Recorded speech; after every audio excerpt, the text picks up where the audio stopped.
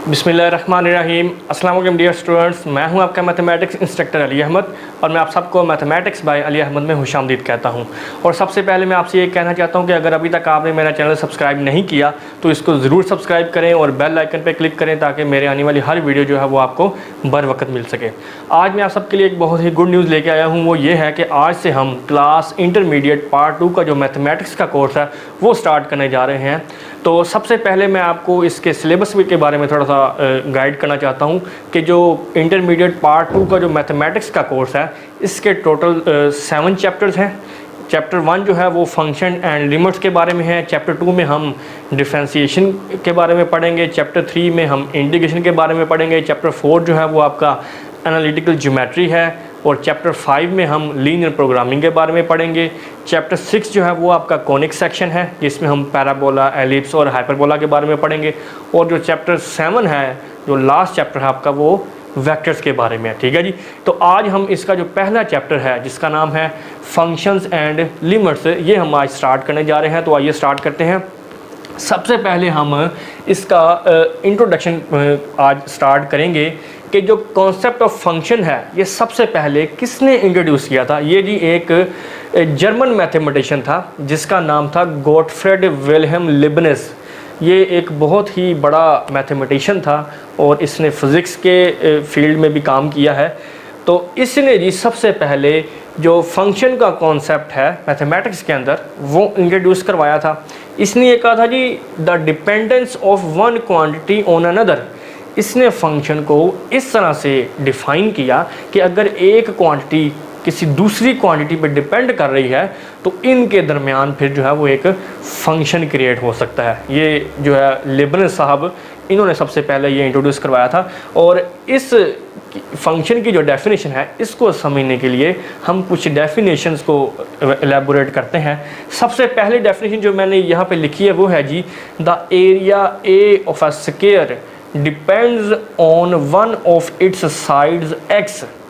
कहता है कि अगर आप एक स्क्वायर की बात करें, अब स्क्वायर आप जानते हैं क्या होता है, एक 4 साइडेड फिगर और इसकी जो चारों साइड्स हैं वो इक्वल होती हैं। तो कहता है जो इसका एरिया है, अब एरिया क्या होता है, जो चीज़ जितनी जगह घेरती है उतना उसका एरिया होता है। ठीक है। कहता है कि एक स्क्वायर का जो एरिया है वो किस पे डिपेंड कर रहा है, उसकी एक साइड पे।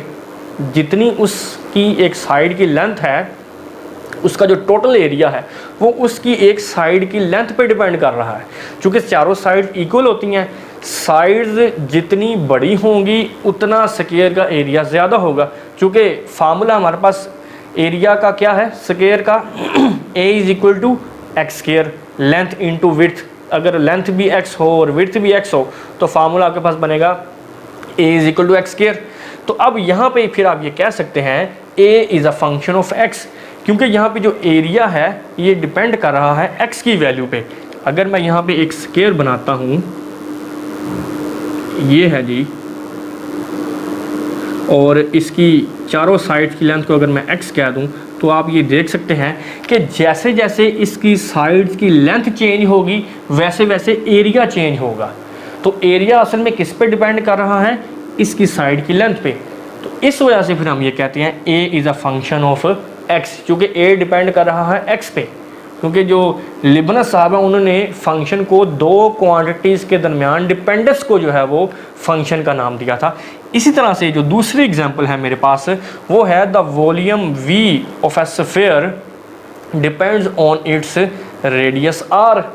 कहता है कि अगर एक स्फीयर है आपके पास, उसका जो वॉल्यूम है वो उसके रेडियस पे डिपेंड कर रहा है। चूँकि आप वॉल्यूम का जो फार्मूला है स्फीयर का वो आप जानते हैं, वो होता है 4/3 पाई r क्यूब। तो इसमें ये जो r है ये इसका रेडियस है। अब इसका वॉल्यूम इसके रेडियस पे डिपेंड कर रहा है। अब अगर यहाँ पे मैं स्फीयर बनाऊँ, वैसे तो वाइट बोर्ड पे हम स्फीयर नहीं बना सकते क्योंकि ये एक 3D फिगर है, लेकिन फॉर कन्वीनियंस मैं सपोज कर लेता हूँ जी ये आपका स्फीयर है। तो ये इसका फर्ज कर लें रेडियस है, ये इसका सेंटर है। तो इसका जो वॉल्यूम है वो असल में डिपेंड कर रहा है इस रेडियस पे। जैसे जैसे हम रेडियस चेंज करेंगे वैसे वैसे वॉल्यूम चेंज हो जाएगा। तो देन फिर हम ये कह सकते हैं v is a function of r, कि जो वॉल्यूम है ये आर का फंक्शन है क्योंकि वॉल्यूम डिपेंड कर रहा है आर पे। तो इन एग्जांपल्स की मदद से हम फिर एक डेफिनेशन बना सकते हैं। वो क्या है, आइए देखते हैं। A function is a rule और कोरस्पोंडेंस। फंक्शन एक रूल है या एक मुताबिकत है relating two sets in such a way that, जिससे हम दो सेट्स को रिलेट कर सकते हैं। किस तरह से? Each element in the first set corresponds to one and only one element in the second set। अब ये डेफिनेशन जो है फंक्शन की, ये मैथमेटिकल डेफिनेशन है। कहता है कि दो नॉन एम्प्टी सेट्स के दरमियान हम फंक्शन को इस तरह से रिलेट कर सकते हैं कि जो पहले सेट के एलिमेंट्स हैं वो one and only one element in the second set, वो सिर्फ सेकंड सेट के एक ही एलिमेंट के साथ जो है वो कोरस्पॉन्ड करेंगे। अब वो किस तरह से देखें, यहाँ भी मैंने एग्जांपल ली है, दो नॉन एम्प्टी सेट्स लिए हैं। एक मैंने सेट लिया है ए, एक मैंने सेट लिया है बी। जो सेट ए है आपका, उसके अंदर जो एलिमेंट्स हैं वो हैं A B C D E, ये मैंने एलिमेंट्स ले लिए हैं, 5 एलिमेंट्स हैं। और जो सेट बी है इसके अंदर एलिमेंट्स मैंने ले लिए हैं 1 2 3 4 5 6, ये मैंने कुछ एलिमेंट्स लिए हैं। अब आप यहाँ पे अगर मैं कहूँ कि जो ए है ये कोरस्पॉन्ड कर रहा है 1 पे, ठीक है जी। तो 1 पे कोरस्पॉन्ड करने का मतलब ये है कि ए जो है वो सिर्फ 1 पे ही कोरस्पॉन्ड करेगा। अब ये जो एलिमेंट ए है ये मैप कर रहा है 1 पे। मैप करने का मतलब ये है कि ए जब हम इस फंक्शन में एज अ इनपुट देंगे तो हमें जो उसकी आउटपुट है वो 1 मिलेगी। ऐसा नहीं हो सकता कि हम एक इनपुट दें और हमें उसकी 2 डिफरेंट आउटपुट्स मिल जाए।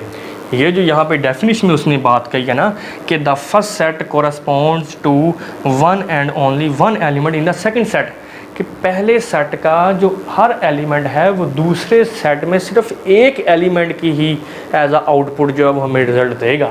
मतलब अगर मैंने ये कहा ना कि ए 1 पे मैप हो रहा है, मतलब ए की जो आउटपुट है वो 1 है, तो वो सिर्फ 1 ही होगी, 1 के अलावा नहीं कोई हो सकती। हाँ ये हो सकता है 2 डिफरेंट इनपुट का आंसर सेम आउटपुट ऐसे हो सकता है। ये पॉसिबल है कि आपके पास ऐसे फंक्शन जो है वो एग्जिस्ट करते हैं कि आप उनमें डिफरेंट आउटपुट्स दें और हमें रिज़ल्ट जो है वो सेम आ जाए, ऐसा पॉसिबल है।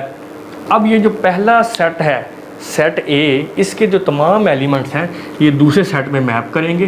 बी लेट्स सपोज अगर 3 पे मैप कर रहा है, सी 4 पे मैप कर रहा है, डी 5 पे मैप कर रहा है और ई जो है वो 6 पे मैप कर रहा है, ठीक है जी। अब ये जो पहला सेट है सेट ए, इसके जो एलिमेंट्स हैं इनको हम डोमेन का नाम देते हैं। तो फिर हम इसे ये कह सकते हैं the elements of set A is called domain of function, ठीक है जी। इसी तरह से जो दूसरा सेट B है इसके एलिमेंट्स को हम रेंज ऑफ फंक्शन का नाम देंगे। So the elements of set B is called range of function, ठीक हो गया। डोमेन और रेंज की आपको समझ आ गई होगी। अब नेक्स्ट हम चलते हैं नोटेशन ऑफ अ फंक्शन। अब एक स्विस मैथमेटिशियन था लेनॉर्ड ऑयलर, जिसने सबसे पहले हमें ये बताया था कि फंक्शन को किस तरह से लिखा जाए। For example y is a function of x जो है, मतलब अगर आपके पास एक वेरिएबल y है, एक वेरिएबल x है और जो y वेरिएबल है लेट्स सपोज अगर वो x पे डिपेंड कर रहा है, जिस तरह अभी हमने जो 2 एग्जांपल्स देखी थी। अगर मैं पहली एग्जांपल की बात करूं तो जो a है एरिया ऑफ स्क्वायर, ये डिपेंड कर रहा है उसकी साइड की लेंथ पे which is x, a depend कर रहा है x पे। तो उसी तरह से अगर मेरे पास ये सिचुएशन है कि y is a function of x, मतलब y डिपेंड कर रहा है x पे, तो ऑयलर साहब ने कहा था जी उनको इस तरह से हम मैथमेटिकली लिखेंगे कि y is equal to f of x, ठीक हो गया। अब नेक्स्ट हम जो टॉपिक पढ़ेंगे वो है जी डिपेंडेंट एंड इंडिपेंडेंट वेरिएबल्स, क्योंकि अभी हमने नेक्स्ट इस चैप्टर को स्टार्ट करना है तो उससे पहले इन चीज़ों का जो है वो नॉलेज होना ज़रूरी है। यह है जी डिपेंडेंट एंड इंडिपेंडेंट वेरिएबल्स। अब ये क्या होते हैं? लेट्स सपोज यहाँ पे मैं एक फंक्शन ले रहा हूँ f of x is equal to x plus 3, ले जी ये मैंने एक फ़ंक्शन ले लिया, ठीक है।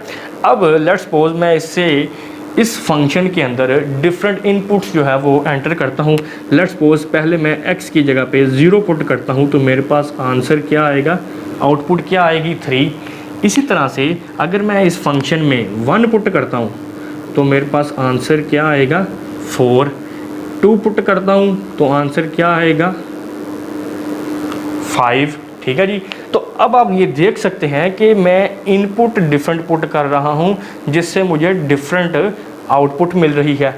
अब ये जो f ऑफ x है इसकी वैल्यू जैसे जैसे मेरी इनपुट चेंज हो रही है वैसे वैसे f ऑफ x मुझे डिफरेंट आंसर दे रहा है। तो इस फंक्शन में जो f ऑफ x है ये एक डिपेंडेंट वेरिएबल है। क्यों? क्योंकि ये x की वैल्यू पर डिपेंड कर रहा है। तो फिर हम इसमें ये कह सकते हैं f of x is a dependent variable. ठीक है जी। और जो आपका x है x is a independent variable, क्योंकि x की वैल्यू किसी पर डिपेंड नहीं कर रही, वो हम रैंडमली पुट कर रहे हैं। पहले मैंने x 0 पुट किया, फिर 1 किया, फिर 2 किया, लेकिन जो f ऑफ x है वो प्योरली डिपेंड कर रहा है x की वैल्यू पे। जैसे जैसे आप x चेंज कर रहे हैं वैसे वैसे f ऑफ x चेंज हो रहा है। तो इसलिए f ऑफ x आपका डिपेंडेंट वेरिएबल है और जो x है ये इंडिपेंडेंट वेरिएबल है। इसकी मिसाल आप इस तरह से भी ले सकते हैं कि आप और जो आपके पेरेंट्स हैं ये दोनों के दरमियान भी एक फ़ंक्शन क्रिएट हो सकता है। वो इस तरह, क्योंकि जो आपके पेरेंट्स हैं वो इंडिपेंडेंट वेरिएबल हैं और जो आप हैं, क्योंकि आप अपनी ज़िंदगी गुजारने के लिए आपको ज़ाहिर है पैसों की ज़रूरत है, आप अपने पेरेंट्स से वो लेते हैं, और खाने की ज़रूरत है, वो सारी चीज़ें जो हैं वो आप अपने पेरेंट्स पर डिपेंड कर रहे हैं। और जो आपके पेरेंट्स हैं वो इधर इंडिपेंडेंट वेरिएबल्स बिहेव कर रहे हैं, क्योंकि आपकी सारी ज़रूरियात डिपेंड कर रही हैं आपके पेरेंट्स पे। तो इसलिए आप जो हैं वो डिपेंडेंट वेरिएबल हैं और जो आपके पेरेंट्स हैं वो इंडिपेंडेंट वेरिएबल हैं। ठीक है जी। तो मैं उम्मीद करता हूँ कि इन चीज़ों की आपको अच्छी तरह से समझ आ गई होगी। जो किसी भी चैप्टर का इंट्रोडक्शन होता है उसको आपने अच्छी तरह से समझना है, इसमें इंटरेस्ट लेना है, इससे बोर नहीं होना।